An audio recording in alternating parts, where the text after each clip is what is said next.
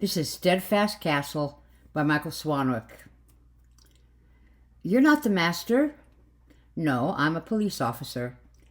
Then I have nothing to say to you. Let's start over again. This is my badge. It certifies that I'm an agent of the law. Plus it overrides all prior orders, security codes, passwords, encryptions, self-destruct mechanisms, etc., etc. Do you recognize my authority now? Yes? Good. Since you forced me to be formal, might as well do this by the book. Are you 1241 Glenwood Avenue? I am. The residence of James Albert Garretson? Yes. Where is he? He's not here. You're not making this any easier on yourself, you know. If I have to, I can get a warrant and do a hot read of your memories. There wouldn't be much left of your personality afterwards, I'm afraid. But I haven't done anything. Then cooperate. I have no particular desire to get out the microwave probes, but if you're going to stonewall me, what other options do I have?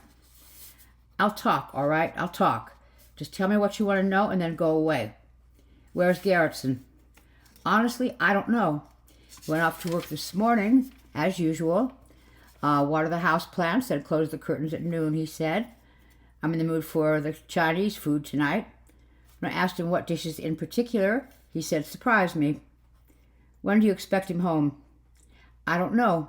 You should have been back hours ago. Mind if I look around? Actually, that wasn't a question. Oh. Hey, nice place. Lots of sunshine. Spotless clean.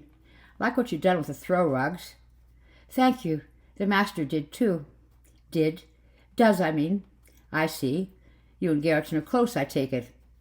We have an entirely proper master-house relationship. Of course. You wake him up in the morning? That is one of my duties, yes. You cook his meals for him, read to him at night, draw his bath, select ambient music appropriate to his mood, and provide him with both light and serious conversation. You've read the manual. This isn't the first time I've been on one of these cases. Exactly what are you implying? Oh, nothing really. This is the bedroom? It is. He sleeps here? Well, what else would he do? Oh, I can think of a thing or three. He entertained any lady friends here in the last month or so. Or maybe men friends? What a disgusting mind you have. Uh-huh. I see he has video paint on all the walls, and the ceiling too. That must be very convenient when he just wants to lie back and watch a movie. Mind if I access his library? Yes, I do mind. That would be an invasion of the master's privacy. At the risk of repeating myself, it wasn't a question. Let's see. Whew! There's some pretty rough stuff here. So where is it? Where is what? Your body unit. Usually they're kept in a trunk under the bed, but... here it is, in the closet. Appears to have seen some use. I take it from the accessories your man likes to be tied up and whipped. I can explain. No explanation needed. What two individuals do in the privacy of their own house is their own business, even when one of them is the house. You really mean that? Of course. It only becomes my business when a crime is involved. How long have you been Garretson's lover? I'm not sure I would use that exact word. Think carefully. All the others are so much worse. Since the day he closed on the mortgage, almost 6 years. And you still have no idea where he is? No. I'm going to be brutally honest with you. I'm here because the department registered a sudden cessation of life functions from your master's medical card. Oh, my God! Unfortunately, like so many other government-fearing middle-class citizen, he had an exaggerated sense of privacy and has disabled the locator function. We hit override, of course, but the card wasn't responding. So we don't know where he was at the time. Oh, my God! Oh, my God! Now, that doesn't necessarily mean he's dead. Medicards have been known to fail. Or he could have lost it somehow, or perhaps he was mugged and it was stolen, in which case he could be lying naked and bleeding in a vacant lot somewhere. You can see why it would be in your best interest to cooperate with me. Ask me anything. Did your master have a pet name for you? He called me Cassie. It's short for castle, as in a man's home is his castle. Cute. Were you guys into threesomes? I beg your pardon. Because when I looked under the bed, I couldn't help notice a pair of panties there. Let me show them to you. Nice quality stuff. Silk. The smell of a real woman. How'd they get there, Cassie? I don't know. But you know whose they are, don't you? She was here last night, wasn't she? Well, I'm waiting. Her name is Chris Schofield. Chris is short for Chrysobero.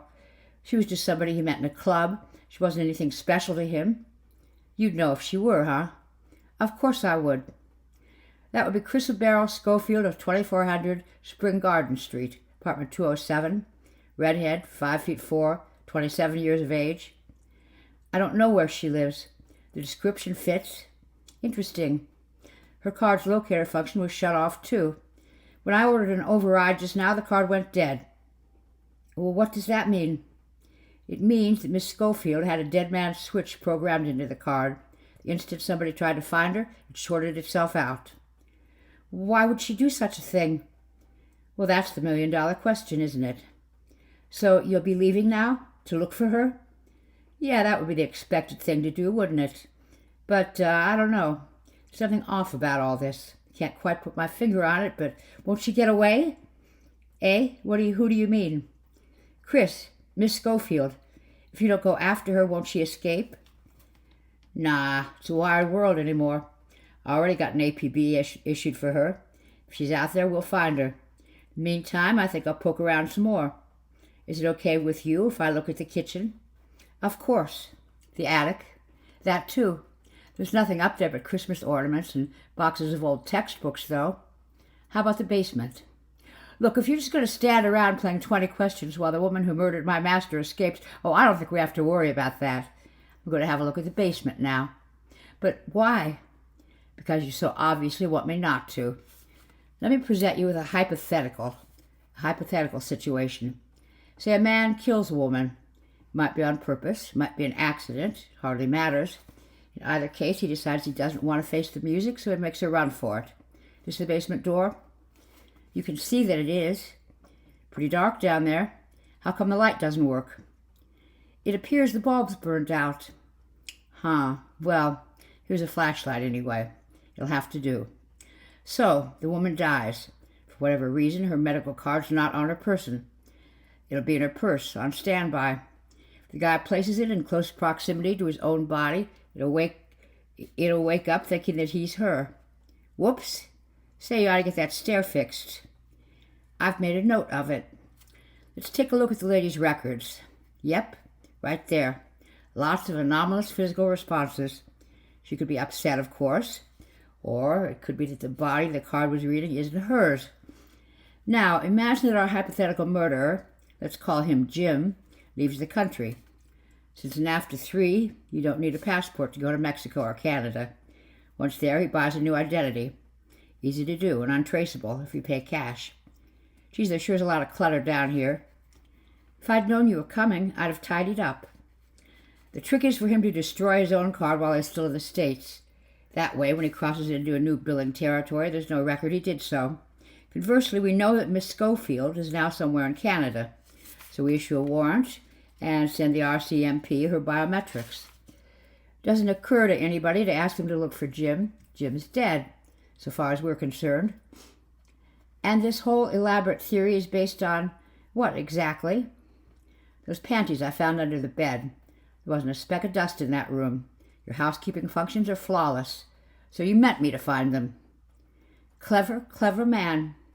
Which means that Jim is on the run. Meanwhile, back home, his faithful house is busy burying the woman's corpse in the basement. The house has a body unit.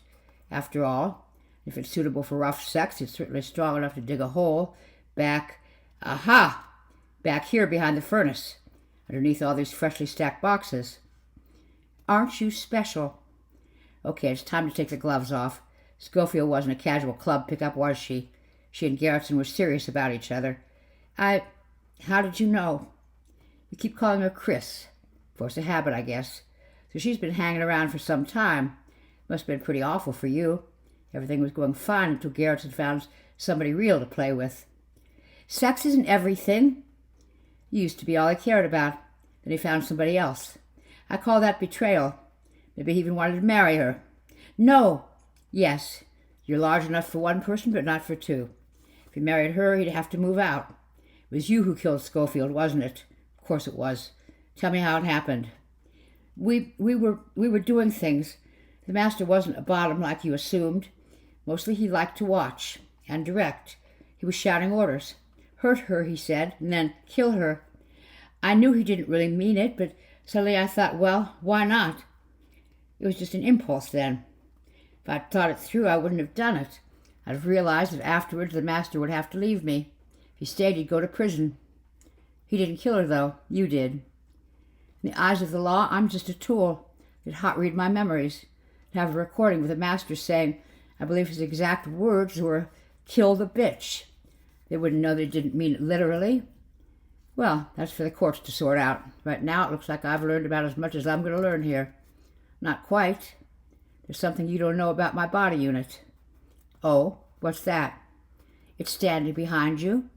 Hey, so much for your clever little communications device. Now it's just us two. Did you notice how swiftly and silently my body unit moved?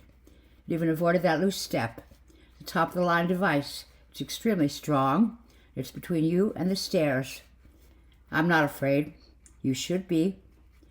The department has an exact record of my whereabouts up to a second ago. If I don't return, they'll come looking for me. What are you going to do then? Up and walk away? It doesn't matter what happens to me. Now, don't wriggle. You get rope burns. Cassie, listen to me. He's not worth it. He doesn't love you. You think I don't know that? You can get a factory reset. You won't love him anymore. You won't even remember him. How little you know about love, about passion. What are you doing? If you want to burn down a house, you can't just drop a match. You have to build the fire. First tinder. That's why I'm shredding these cardboard boxes. Now I'm smashing up these old chairs for kindling. Cassie, listen. I got a wife and kids. No, you don't. Think I couldn't check that on the internet? Well, I'd like to have someday. Too bad. I'm dousing the pile with kerosene for an accelerant, though I doubt that's actually necessary. Still better safe than sorry. There. Just about done. What does this accomplish? What on earth do you think you're doing? I'm buying the master time, so he can get away. If you die, I'm a cop killer. All your department's attention will be focused on me. There'll be dozens of police sifting through the ashes looking for evidence. Nobody's going to be going after the master. It'll be just another domestic violence case. Now, where did I leave those matches? Here. Don't. We can work something out. This'll be bright. You may want to close your eyes. Please. Goodbye, officer. What a pity you'll never know the love of a woman like me.